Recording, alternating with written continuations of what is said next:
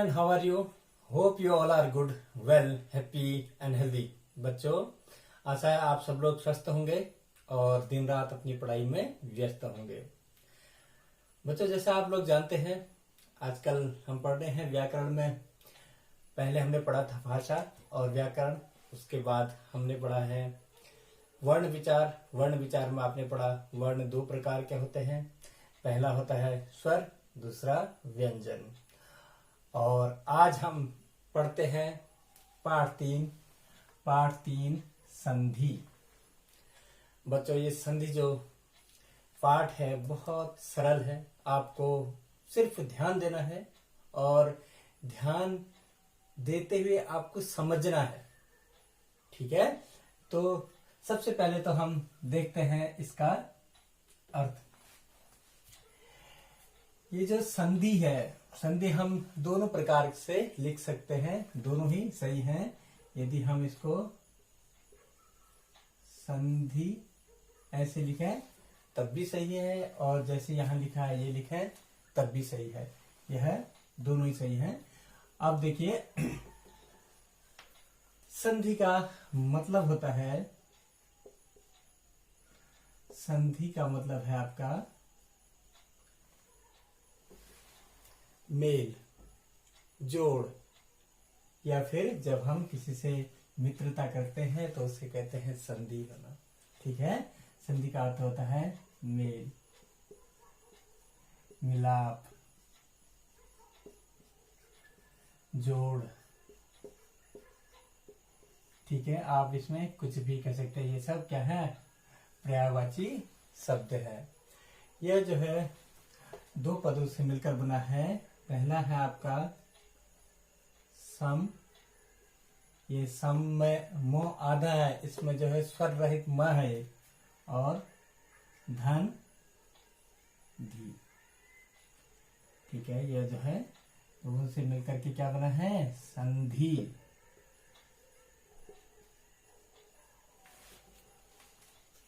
तो बच्चों, ये आपको समझ में आ गया है संधि का शाब्दिक अर्थ क्या होता है और यह किस किस का योग है। उसके बाद हम चलते हैं कि संधि कहते किसे हैं। बच्चों, जब किसी पद के जब हम दो शब्दों को योग करते हैं, उसके में पहले पद का अंतिम वर्ण और दूसरे पद का प्रथम वर्ण जब योग करता है और उसके योग करने से जो विकार उत्पन्न होता है, उसको हम लोग संधि कहते हैं। कैसे? हम एक एग्जाम्पल के तौर पर देखें। जैसे सरल जो है आपके लिए, जो कॉमन है, एक हिम धन आलय। अब आप देखिए, जब हम इसको जब आपने वर्ण पढ़ा था तो इसमें आपको पता था जो ये व्यंजन होते हैं, व्यंजन के साथ जो है स्वर भी मिला हुआ होता है। तो हम इसको कैसे लिखते हैं? हिम को, ठीक है, ह धन ई धन म धन अ। ठीक है, और यहाँ पर यदि हम इसको आलय यदि हम लिखेंगे तो ये बनेगा आपका आ धन ल धन अ धन य धन अ। अब आप देखिए, जो ये दो पद हैं, इसमें प्रथम पद का अंतिम वर्ण क्या है? प्रथम पद का अंतिम वर्ण है अ। ठीक है, यानी कि यहां पर यदि अ धन आ, क्या बन रहा है? अधन आ, क्योंकि द्वितीय पद का प्रथम वर्ण, द्वितीय पद का प्रथम वर्ण क्या है? आ। तो इसके बनने से बनता है आ। ठीक है, तो ये बन जाता है आपका हिमालय।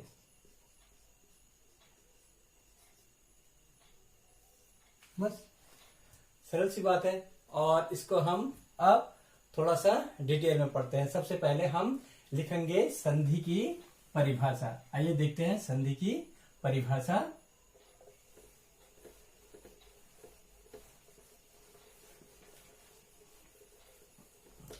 आपको ज्यादा कठिन परिभाषा नहीं कराएंगे, सीधे सरल जो आपकी किताब में लिखी है, ताकि आप किताब में से भी देख करके पढ़ सके। तो आइए देखते हैं इसमें क्या लिखा है।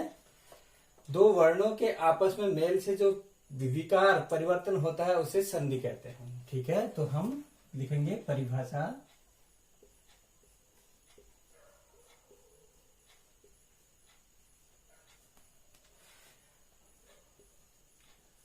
दो वर्णों के आपस में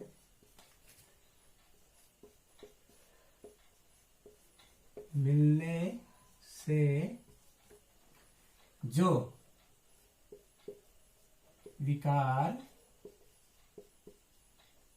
या उसको आप परिवर्तन भी कह सकते हैं, ठीक है, उसमें परिवर्तन होना बहुत जरूरी है। यदि परिवर्तन नहीं होगा तो वो संधि नहीं होगी। फिर जो परिवर्तन होता है उसे संधि कहते हैं।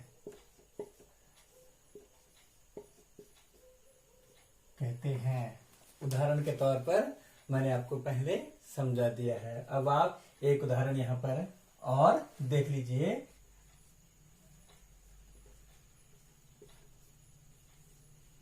उदाहरण, मेघ धन आलय।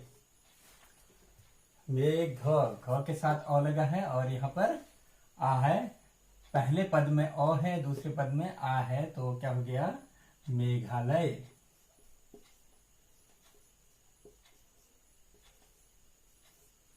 ठीक है, अब हम देखते हैं इस संधि के प्रकार। तो बच्चों, हमने जाना संधि का अर्थ और संधि की परिभाषा। अब हम देखते हैं संधि के प्रकार। सबसे पहले यहां लिखते हैं हम संधि,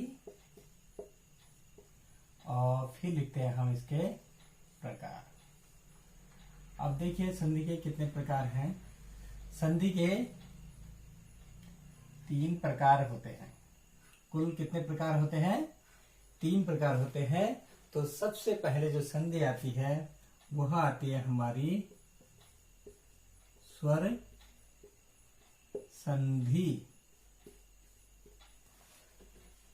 और हम बारी बारी से इनको हम पढ़ते जाएंगे।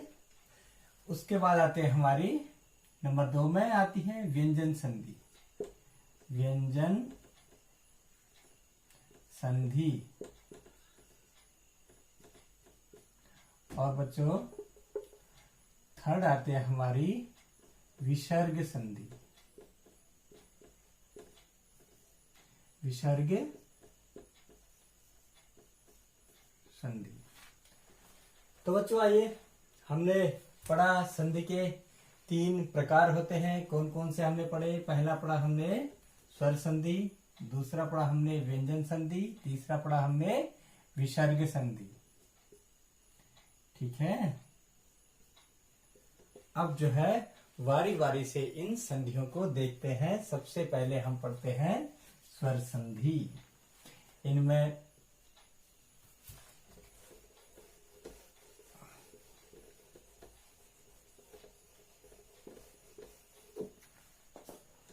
बच्चों आपको पता है हिंदी भाषा में कितने स्वर होते हैं? आइए पढ़ते हैं स्वर संधि। स्वर संधि हिंदी भाषा में टोटल कितने स्वर होते हैं? 11 होते हैं। देख लेते हैं कौन कौन से होते हैं। पहला होता है अ,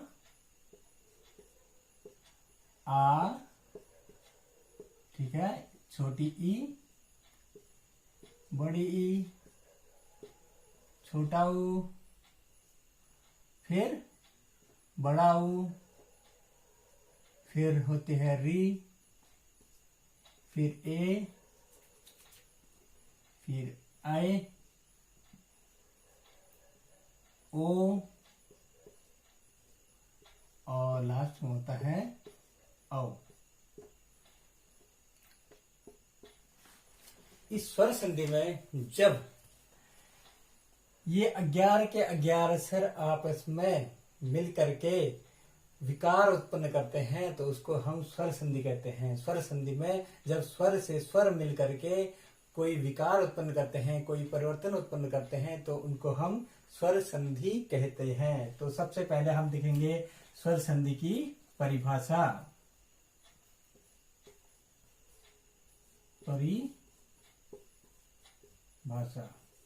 तो बच्चों इसमें जो है पूरे जो 11 के 11 स्वर हैं यह अपने आप से भी जो है संधि करेगा, यानी कि यह अपने आप से तो संधि करेगा और इन 11 से भी संधि करेगा। ये 11 के 11 अपने आप से संधि भी करेंगे और अपने साथ के जो 10 अन्य हैं उनके साथ भी। दो स्वरों के मेल से जो वर्ण परिवर्तन होता है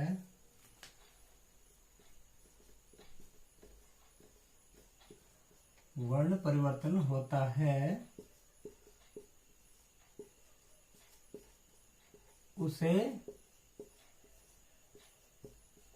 स्वर संधि कहते हैं।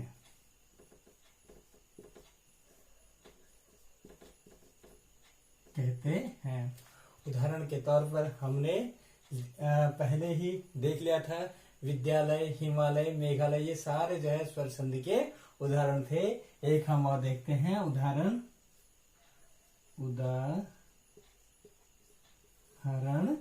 के तौर पर क्या देखते हैं, रविंद्र, जो आपके उसमें लिखा है रवि धन इंद्र, तो ये क्या हो गया, बराबर रविंद्र। तो बच्चों यहाँ पर देखा हमने ई, छोटी ई और छोटी ई मिलकर के क्या हो गए, बड़ी, रविंद्र। बच्चों हमने अभी तक पढ़ा संधि के प्रकार। संधि के 3 प्रकार होते हैं और वह कौन कौन से होते हैं। पहला होता है हमारा स्वर संधि, दूसरा व्यंजन संधि, तीसरा विसर्ग संधि। फिर उसके बाद हम आए थे स्वर संधि पर। स्वर संधि पर हमने जाना था कि जब 2 स्वरों के आपस में मेल से जो विकार उत्पन्न होता है और उससे जो वर्ण परिवर्तन होता है उसको हम स्वर संधि कहते हैं। अब देखिए हम देखते हैं स्वर संधि के भेद।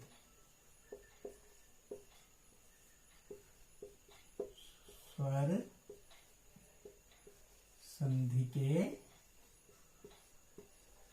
भेद।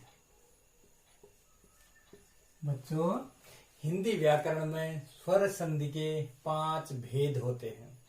कितने भेद होते हैं, 5 भेद होते हैं।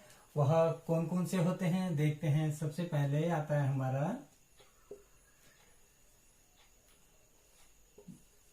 दीर्घ संधि। बहुत मजेदार चैप्टर है, बहुत मजेदार, आपको बहुत मजा आने वाला है। दूसरा है हमारा कौन सा, गुण संधि। गुण संधि। तीसरा है हमारा वृद्धि संधि। वृद्धि संधि। चौथा है हमारा यण संधि। यण।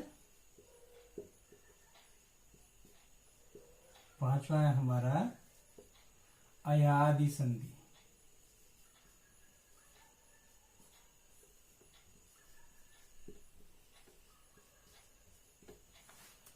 बच्चों जो स्वर संधि के 5 भेद हैं, सबसे पहला दीर्घ संधि, फिर उसके बाद गुण संधि, उसके बाद आता है वृद्धि संधि, उसके बाद आता है यण संधि, उसके बाद आता है अयाज संधि। चलिए अब हम एक एक करके इनके भेदों के विषय में जानते हैं और कैसे कैसे उनमें परिवर्तन होते हैं वो भी हम देखते हैं। तो बच्चों आइए देखते हैं सबसे पहला दीर्घ संधि। बच्चों ये दीर्घ संधि को समझने के लिए सबसे पहले हम स्वरों को लिख लेते हैं। देखिए अ, आ, इ, उ, री, ए, आई, ओ, औ।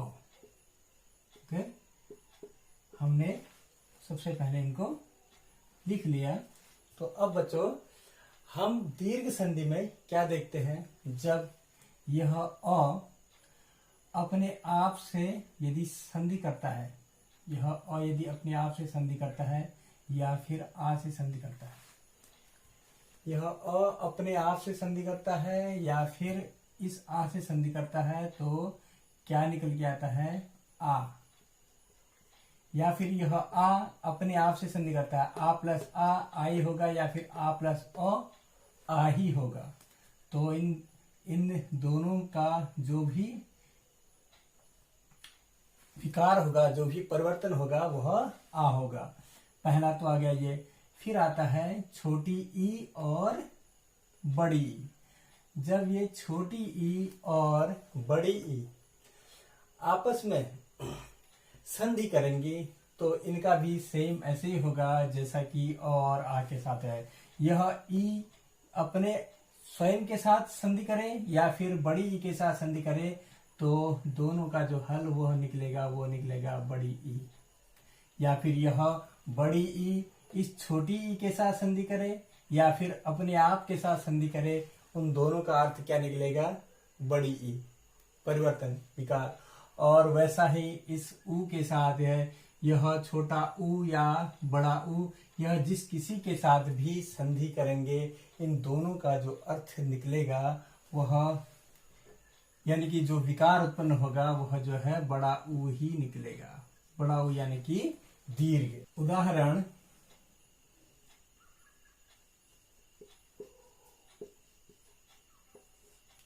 सबसे पहले अ और आ का हम लोग देख लेते हैं। जैसे हमने वहां पर पढ़ा था विद्यालय हिमालय पढ़ लिया था, वो हम देखते हैं। एक और है देवालय, देव धन आलय। ठीक है, इसमें क्या हुआ, अ और आ मिलकर के अ प्लस आ क्या मिला, आ। ठीक है, यह क्या बनेगा, देवालय। फिर उसके बाद आता है ई। अब हम लेते हैं दूसरा एग्जांपल। ई छोटी ई या छोटी ई से मिले या फिर बड़ी ई से मिले या फिर छोटी ई बड़ी ई और बड़ी ई छोटी ई से मिले, तो दोनों का नतीजा क्या आएगा, दोनों का नतीजा बड़ी ई ही आएगा। तो बच्चों देखते हैं हम। अब यहां पर देखते हैं महींद्र, मही धन इंद्र। तो क्या हो गया इनका, महींद्र। ठीक है, क्योंकि यहां पर देखिए बड़ा आ गया, तो अब देखिए इसमें क्या हुआ, बड़ी ई प्लस छोटी ई क्या बना, बराबर बड़ी ई। अब हम देखते हैं तीसरा उदाहरण। तीसरा उदाहरण में हमने क्या कहना, उ और ऊ जब मिलता है, यानी कि भानु धन उदय। भानु क्या होता है, भानु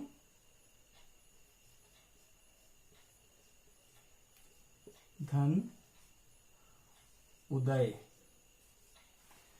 ठीक है। तो ये दोनों क्या है, छोटे हैं, तो क्या हो जाएगा, भानुदय, भानुदय। इसमें क्या हुआ, उ और उ प्लस उ मिलकर के क्या बना, बड़ा उ। देखिए बड़ा उ की मात्रा लगी है इसमें।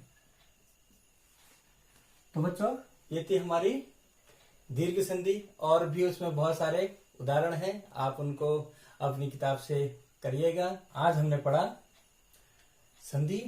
संधि में स्टार्टिंग से जितना आपने पढ़ा उसको हम समझते हैं। सबसे पहले हमने पढ़ा संधि, संधि का अर्थ और संधि किन किन पदों से मिलकर के बना हुआ है। उसके बाद हमने जाना कि वह जो है दो पदों से मिलकर पड़ा है, सम धन धी से, वह जो है संधि बना। उसके बाद हमने पढ़ा संधि की परिभाषा। उसके बाद हमने पढ़ा है संधि के प्रकार। आप लोगों ने पढ़े, 3 प्रकार होते हैं संधि के, स्वर संधि, व्यंजन संधि, विसर्ग संधि। और स्वर संधि के हम भेद पढ़ रहे हैं, और स्वर संधि के भेद में हमने पहला भेद पढ़ा है आज दीर्घ संधि का। दीर्घ संधि का जो हमने भेद पढ़ा है उसके हमने उदाहरण देखे। उसमें हमने देखा जब अ या आ, या जब अ और आ आपस में मिलते हैं तो वह क्या बनता है, बड़ा ये आ बनता है, या छोटी ई या बड़ी ई जब आपस में संधि करते हैं तो वह जो बड़ी ई बनते हैं। छोटी ई या छोटा ऊ और बड़ा ऊ जब आपस में मिलते हैं तो वह बड़ा ऊ बनते हैं। इसको कहते हैं दीर्घ संधि, यानी कि दीर्घ मतलब वह जो बड़ा बन जाता है। तो बच्चों आज के लिए इतना ही, फिर पढ़ेंगे हम अगले भाग में। आज के लिए इतना ही, धन्यवाद।